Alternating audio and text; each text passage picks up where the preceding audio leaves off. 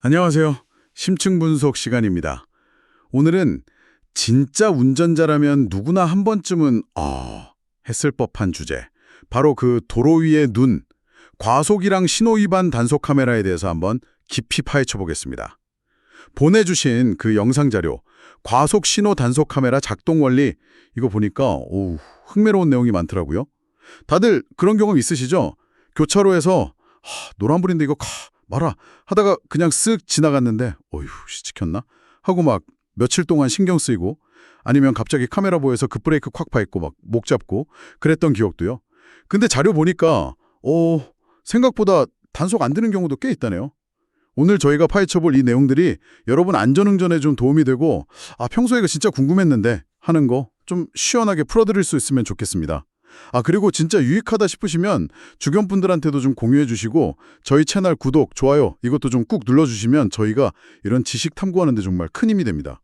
자, 그럼 이제 진짜로 단속 카메라 뒤에 숨어 있는 이 기술의 세계로 한번 들어가 보시죠. 자료 시작부터 되게 재밌는 실험을 하던데요. 노란불에 교차로를 그냥 슉 지나갔는데 결과가 단속 안 됨! 이야, 보통 정지선만 딱 넘으면 무조건 찍혔다 이렇게 생각하잖아요. 근데 이게 아니라는 거잖아요. 와, 이거 첫 판부터 상식을 확 깼는데요? 네, 바로 그 지점이 진짜 많은 운전자분들이 좀 크게 오해하시는 부분 중 하나입니다. 그 단속의 핵심 기준이요. 눈에 보이는 그 하얀색 정지선 그 자체가 아니에요. 진짜 중요한 건 정지선 바로 앞 도로 바닥에요. 잘 안 보이지만 거기에 묻혀있는 루프 센서라는 겁니다. 보내주신 영상에서도 그 담당자분이 현장에서 직접 여기라고 이렇게 막 짚어주시면서 설명하셨죠. 보통 이렇게 네모나게 사각형 형태로 1차, 2차 이렇게 두 개 센서가 한 쌍으로 깔려 있어요. 도로에 보면 가끔 이렇게 네모나게 뭔가 자국 같은 거 희미하게 보이는 그거요. 그게 그냥 표시가 아니라 센서였구나. 그럼 그 센서가 대체 어떻게 작동해서 이걸 딱 잡아내는 거예요? 원리는 생각보다 간단해요. 차량이 이제 금속이니까 금속 탐지 원리로 작동하는 이 루프 센서 위를 이렇게 지나가잖아요. 그러면 1차 센서 밟고 좀 이따 2차 센서 밟고 이 두 센서를 순서대로 밟고 지나가는 아주 짧은 그 시간 간격, 이걸 측정하는 겁니다. 이 시간이랑 두 센서 사이 거리는 정해져 있으니까 이걸로 차량 속도를 정확하게 계산할 수 있는 거죠. 그리고 동시에 차량이 첫 번째 센서를 딱 밟는 그 순간, 그때 신호등 상태가 뭔지 확인해서 신호 위반 여부도 같이 감지하는 거고요. 그렇군요. 그러니까 노란불일 때 정지선 앞에 있는 첫 번째 센서를 이미 통과해서 교차로 안으로 들어간 상태라면 그 뒤에 교차로 빠져나가는 중에 신호가 빨간불로 바뀌었다. 그래도 그것만으로는 신호 위반 단속은 아닐 가능성이 높다. 이런 얘기네요. 영상 속 실험 결과가 딱 그걸 보여주는 거고요. 와. 정확합니다. 제일 중요한 건 첫 번째 루프 센서를 밟는 그 순간의 신호 상태예요. 노란불 상태에서 진입했다면 설령 교차로 한가운데서 빨간불로 바뀌어도 일반적으로는 단속 안 됩니다. 그래서 어중간한 속도로 노란불에 진입하느니 때로는 그냥 통과하는 게 더 안전할 수도 있긴 한데, 물론 가장 좋은 건 노란불 켜지면 그냥 다음 신호 기다리는 여유겠죠. 네, 그 딜레마 존에서 맨날 고민이죠. 그럼 확실하게 이건 빼박이다. 신호 위반으로 딱 걸리는 기준은 뭔가요? 이건 진짜 절대 하면 안 된다 하는 그런 기준선 같은 거요? 가장 명확하고 중요한 기준은 신호등이 완전히 빨간불로 바뀐 후에 그때 차량이 첫 번째 루프 센서를 밟았느냐 이거죠. 근데 여기서 또 흥미로운 점이 있어요. 보내주신 자료 보니까 대부분의 단속 카메라가 빨간불로 딱 바뀌자마자 바로 단속 시작, 이게 아니라는 거예요. 아주 짧지만 유예 시간을 좀 둔다는 거죠. 보통 빨간불로 바뀐 시점부터 한 0.8초에서 1.5초 요 정도 시간이 흐른 뒤에 첫 번째 센서를 밟으면 그때 단속 대상이 된다, 이렇게 나오더라고요. 진짜요? 그러니까 빨간불 딱 되자마자 정말 찰나의 순간에 센서를 밟았다고 무조건 찍히는 건 아닐 수도 있다. 한 1초 남짓. 와, 엄청 짧지만 그래도 여유가 있을 수도 있다는 거네요. 이건 좀 의외인데요? 네, 일반적인 도로 상황에선 그렇다고 볼 수 있죠. 근데 여기서 진짜 제가 강조하고 싶은 게 있는데요. 절대 이 유예 시간 믿고 막 아슬아슬하게 통과하려고 하면 안 된다는 겁니다. 영상 자료에서도 딱 경고했잖아요. 특히 그 어린이 보호구역이나 노인 보호구역 같은 특별 보호구역 있죠. 거기는 이 유예 시간 그런 거 없습니다. 신호가 빨간불로 바뀌는 즉시 단속될 수 있어요. 법규가 훨씬 엄격하거든요. 따라서 1초 정도는 뭐 괜찮지 않을까 이런 생각은 진짜 위험해요.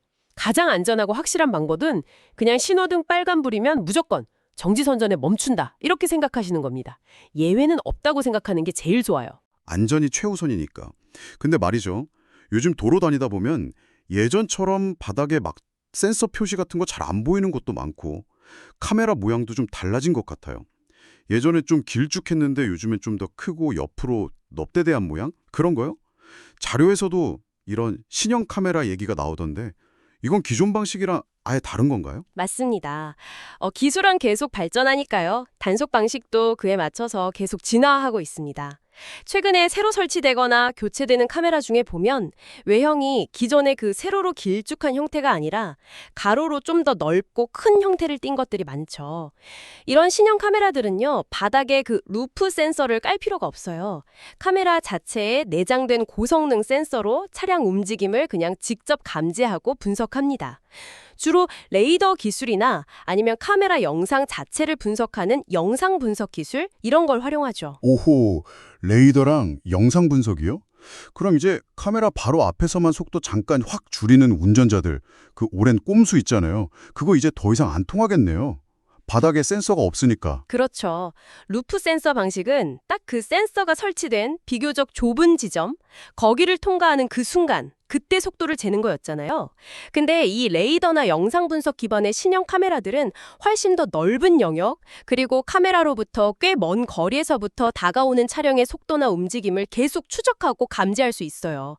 그러니까 카메라가 이제 시야에 들어오기 시작하면 미리 충분히 속도를 줄여야지 예전처럼 카메라 코앞에서 그냥 확 줄이는 거, 그런 습관은 이제 단속 피하기 어렵거나 오히려 막 급정거 때문에 사고 위험만 높일 수 있습니다.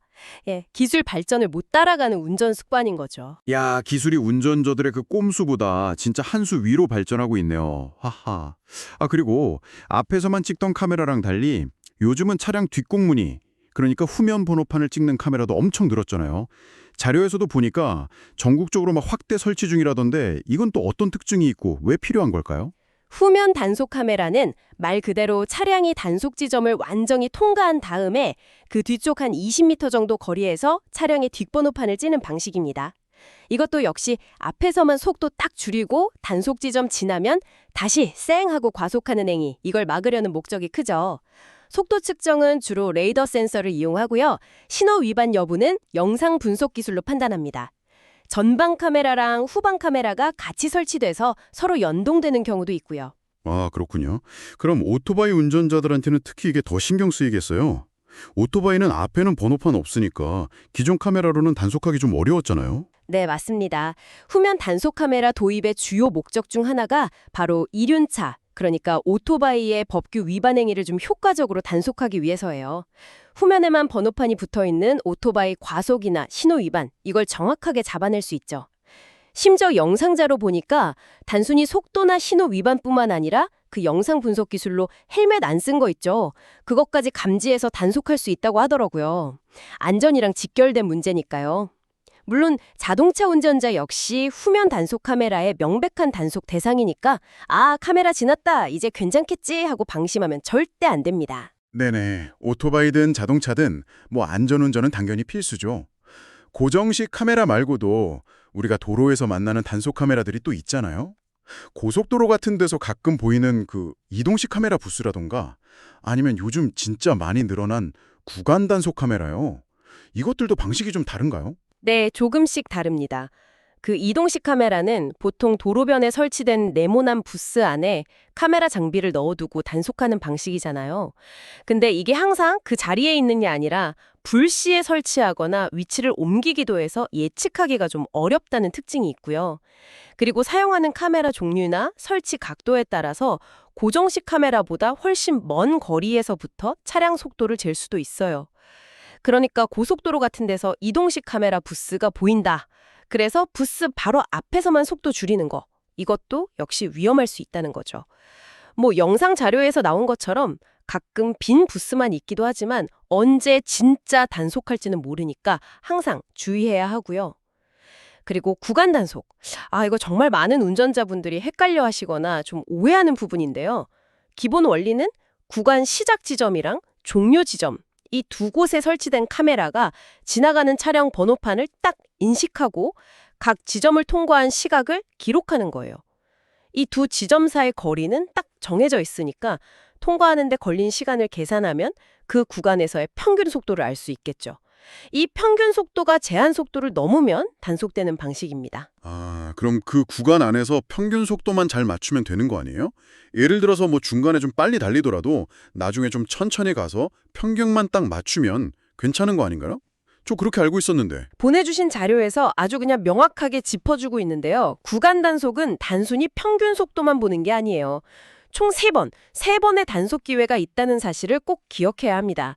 첫째는 구간 단속 시작 지점을 통과할 때의 순간 속도, 둘째는 구간 전체의 평균 속도, 그리고 셋째는 구간 단속 종료 지점을 통과할 때의 순간 속도.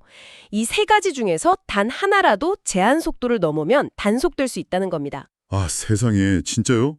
저는 그냥 평균 속도만 안 넘으면 되는 줄 알았어요. 시작이랑 끝 지점, 그 순간 속도까지 본다고요? 이야, 이거 진짜 중요한 정보인데요? 완전 몰랐어요. 그렇죠. 많은 분들이 이 부분을 놓치고 그냥 평균만 맞추면 되겠지 이렇게 생각하다가 단속되는 경우가 진짜 많습니다. 시작 지점에서부터 과속으로 진입하거나 아니면 구간 내내 잘 오다가 종료 지점 앞에서 다 왔다 하고 방심해서 속도 확 내는 경우 둘 다 단속 대상이 될 수 있다는 거죠. 따라서 구간 단속 구간에서는요. 처음 들어갈 때부터 나올 때까지 그냥 구간 내내 꾸준히 규정 속도를 유지하는 게 단속을 피하는 유일하고 가장 안전한 방법입니다. 몰아서 천천히 가기 이런 거 안 통합니다. 와, 진짜 운전하면서 알아야 할 게 계속 나오네요. 근데 말이죠, 자료에서 또 한 가지 진짜 흥미로운 거, 어쩌면 많은 운전자들이 경험해봤을 법한 부분을 짚어주는데요. 바로 우리가 매일 보는 자동차 계기판 속도 있잖아요. 그거랑 실제 차량 속도가 다르다는 점이에요. 나 방금 좀 밟은 것 같은데? 이상하다, 고지서가 안 날아오네? 했던 경험들, 혹시 이게 그 이유일 수 있겠군요. 저도 그런 적 많거든요. 네, 아마 많은 분들이 분명히 속도 좀 넘었는데 왜 안 지켰지? 하고 고개 갸웃했던 경험이 있으실 거예요. 그 이유 중 하나가 바로 계기판 속도랑 실제 속도 차이 때문입니다. 자동차 계기판은요, 관련 법규상 실제 차량 속도보다 약간 더 높게 표시되도록 의도적으로 설계됩니다. 물론 타이어 마모 상태나 공기압, 아니면 휠이나 타이어, 인치업 같은 거 그런 여러 요인에 따라서도 오차가 생길 수 있는데요. 근본적으로 제조 단계에서부터 약간의 오차를 두고 설계하는 경향이 있어요. 의도적으로요? 아니, 속이는 것도 아닌데 왜 굳이 실제보다 높게 표시하는 거죠? 뭔가 이유가 있을 것 같은데요. 네, 여기에는 그 안전하고 관련된 중요한 이유가 있습니다. 운전자가 계기판에 표시된 속도를 보고 내가 지금 실제보다 좀 더 빨리 가고 있구나 하고 느끼게 해서요. 심리적으로 속도감을 좀 더 크게 인식하게 만드는 거죠. 그래서 자연스럽게 감속을 유도하고 안전운전을 하도록 돕는 일종의 넛지 효과랄까요? 그런 걸 노리는 겁니다. 과속을 미리 좀 방지하려는 제조사의 배려이자 안전장치라고 볼 수 있죠. 예를 들면 계기판 바늘이 시속 100km를 딱 가리키고 있어도 실제 차량 속도는 시속 95km나 97km 정도 그럴 수 있다는 의미입니다. 오호! 그런 깊은 뜻이 뭔가 심리적인 안전벨트 같은 거네요. 하하! 그럼 우리가 걱정하는 그 단속 카메라는요? 이 계기판 속도랑 실제 속도 중에 어떤 걸 기준으로 단속하는 건가요? 단속 카메라는 당연히 운전자가 보는 계기판 속도가 아니죠. 차량이 실제로 내고 있는 실제 속도, 리얼 스피드, 이걸 기준으로 측정합니다. GPS 속도랑 비슷하다고 보시면 돼요. 그런데 여기에 또 다른 변수가 하나 더 있습니다. 바로 단속 카메라 자체에 측정 오차 허용 범위라는 게 존재한다는 점이에요. 아무리 정밀한 기계라도 측정 과정에서 아주 미세한 오차가 생길 수 있으니까 어느 정도 오차는 좀 감안해준다는 거죠. 영상 자료 설명 들어보니까 이 허용 범위는 카메라 종류나 설치 환경, 또 제한 속도에 따라서 조금씩 다르긴 한데 대략적으로 제한 속도의 한 10% 정도, 그 정도로 허용 범위로 두는 경우가 일반적이라고 하네요. 자, 그럼 한번 예를 들어서 계산을 해볼까요? 만약에 제한 속도가 시속 100km인 도로에서 제가 계기판을 보고 딱 110km로 달렸다고 쳐보죠. 방금 설명해 주신 것처럼 실제 속도는 계기판보다 낮으니까 예를 들어 한 105km 정도라고 해볼게요. 근데 여기에 카메라 오차 허용 범위 10%. 그러니까 100km의 10%면 10km잖아요. 이걸 더하면 단속 기준은 실질적으로 110km, 100 플러스 10이 되는 셈이니까 제 실제 속도 105km는 단속 기준 미만이 돼서 단속이 안 될 수도 있다. 이런 계산이 나오네요. 네, 이론적으로는 정확히 그 계산이 맞습니다. 실제 속도 105km가 단속 기준 속도, 제한 속도 100km 플러스 오차 허용 10km는 110km보다 낮으니까 단속이 안 되는 거죠. 이게 바로 많은 운전자분들이 분명히 제한 속도보다 꽤 넘었는데 왜 고지서 안 오지? 하고 생각하게 되는 주된 이유입니다.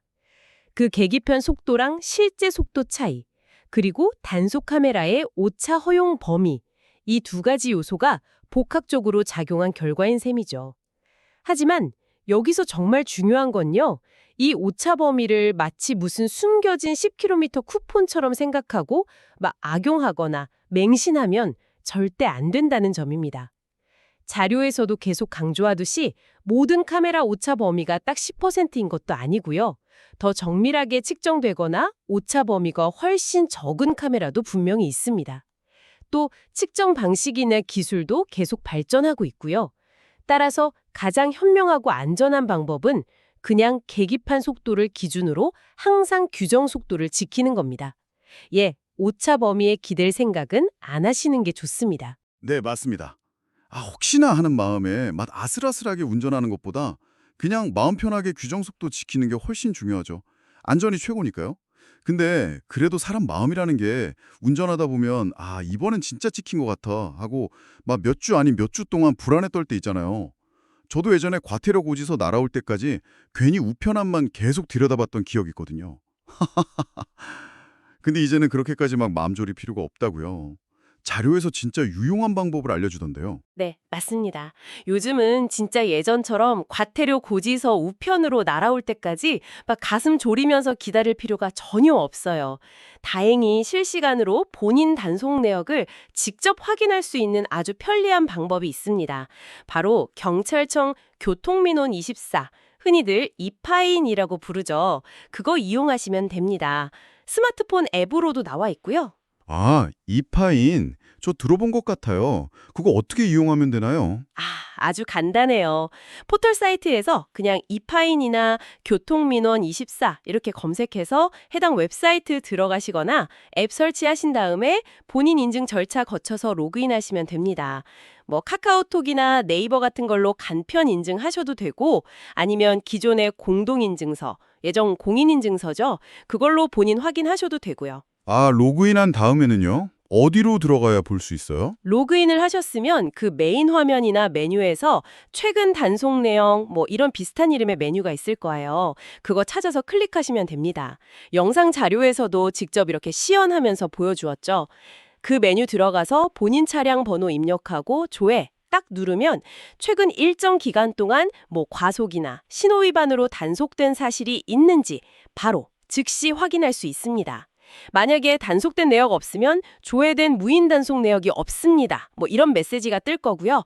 단속된 게 있다면 언제, 어디서, 어떤 위반으로 찍혔는지 상세 내용까지 바로 확인이 가능해요. 이제 불안하게 기다리지 마시고 궁금할 때 바로바로 확인해 보시면 됩니다. 와, 이건 진짜 꿀팁인데요. 당장 저 이파인 사이트 즐겨찾기 해놓거나 앱 설치해야겠어요. 괜히 찍혔나 안 찍혔나 하면서 불안해할 필요 없이 바로 그냥 확인하면 되니까요. 속이 다 시원하네요. 오늘 이렇게 단속 카메라 작동 원리부터 시작해서 오해와 진실, 그리고 단속 여부 확인 방법까지 정말 깊이 있게 한번 쭉 파헤쳐 봤는데요. 듣고 보니까 막연히 그냥 카메라 무서워하거나 피하려고만 할 게 아니라 그 작동 원리를 정확치 않은 게 훨씬 중요하다는 생각이 드네요. 자료 마지막에도 나왔듯이 결국 중요한 건 요령이 아니라 원리를 아는 거다, 이거겠죠. 맞습니다. 원리를 이해하면 어떤 행동이 왜 위험하고 또 왜 단속 대상이 되는지를 명확히 알 수 있게 되죠. 그러면 불필요한 불안감을 가질 필요도 없고요.